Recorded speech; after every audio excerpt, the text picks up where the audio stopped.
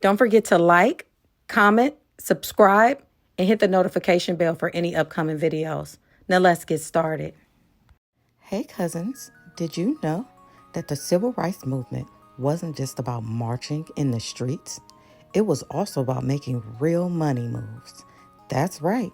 Today, we're talking about Operation Breadbasket, a powerful economic movement that forced businesses to do the right thing by the Black community. And trust me, this wasn't just another protest. This was strategy. This was power. This was change. So grab a snack, get comfy, and let's get into the rise and impact of Operation Breadbasket. Now let's rewind back to 1962 in Atlanta, Georgia. This is where it all started. Operation Breadbasket was the economic arm of the Southern Christian Leadership Conference. You know, you've heard of them, the SCLC, which of course was led by no other than Dr. Martin Luther King Jr. But here's the twist. Dr. King didn't create the breadbasket. That credit goes to Reverend Fred Tyler and Dr. Leon Sullivan, who started it underneath the Philadelphia chapter of the SCLC. The goal was simple. If businesses wanted Black dollars, they needed to hire Black workers and invest in the Black community. Sounds fair, right? Well, not everyone saw it that way. Now it's 2025, and I feel like I'm in a time machine going backwards.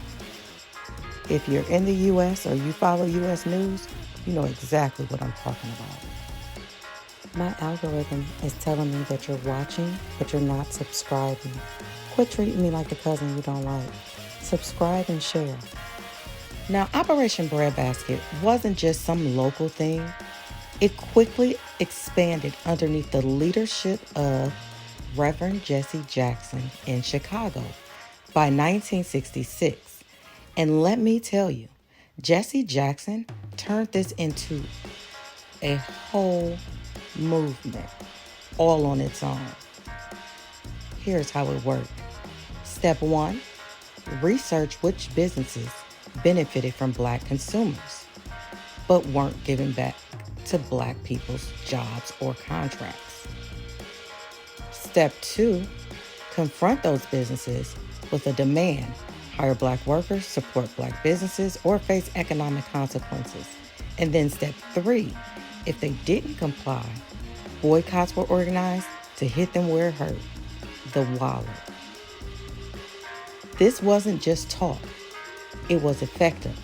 Companies saw their profits plummet and suddenly found room to hire Black employees and invest in Black neighborhoods.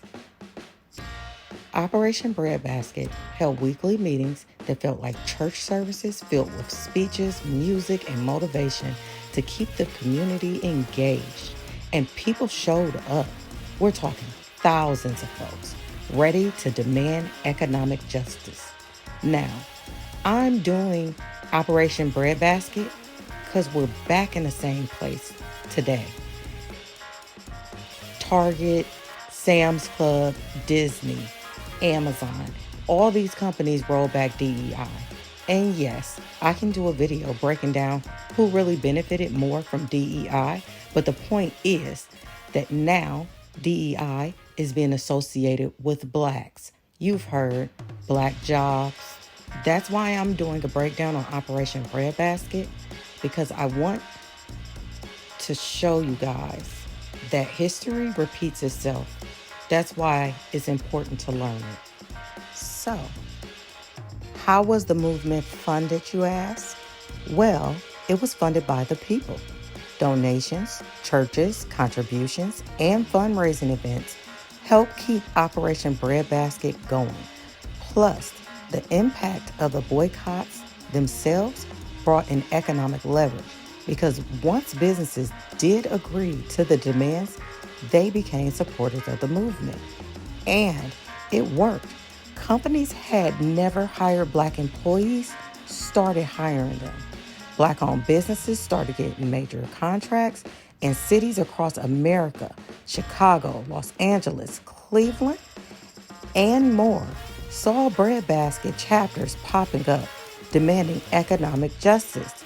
By the late 1960s, the impact was undeniable. Operation Breadbasket secured millions of dollars in new jobs and business opportunities for the Black community. We were never given anything because it was the right thing to do. We always had to take justice. Oh, but it was never smooth sailing, of course. Businesses resisted. Some tried to ignore the demands.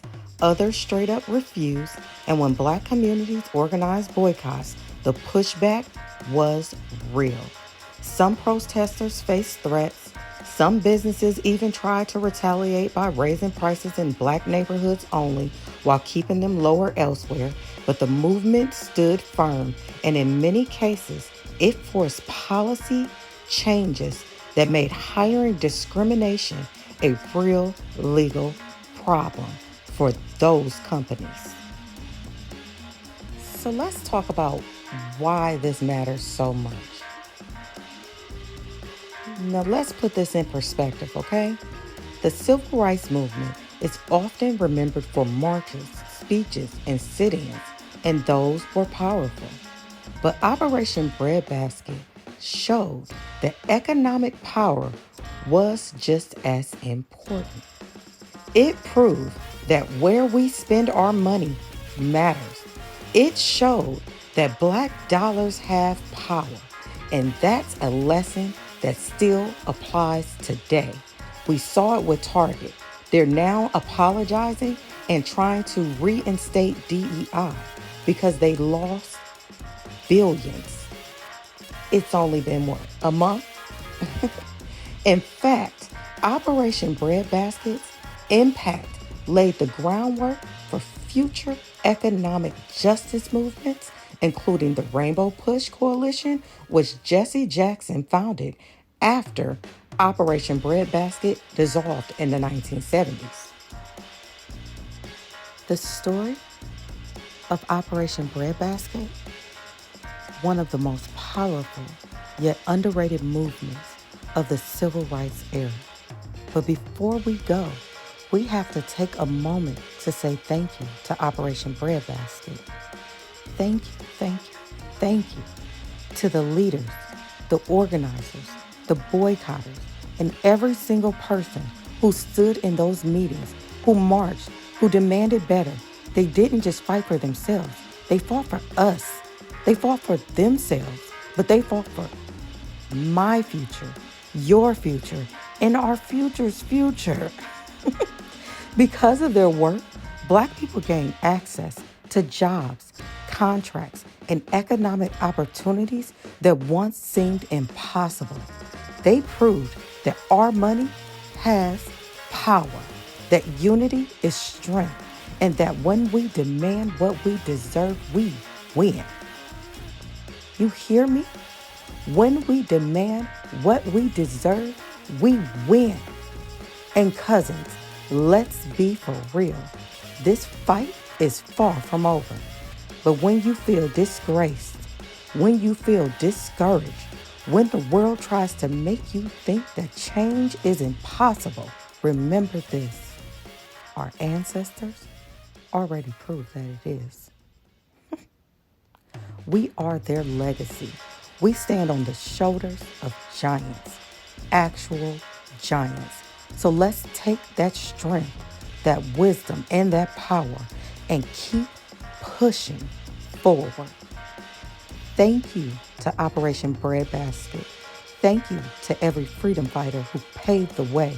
And thank you to you for watching, for learning, and for educating yourself. Let me know, cousins. Did you know about Operation Breadbasket before today?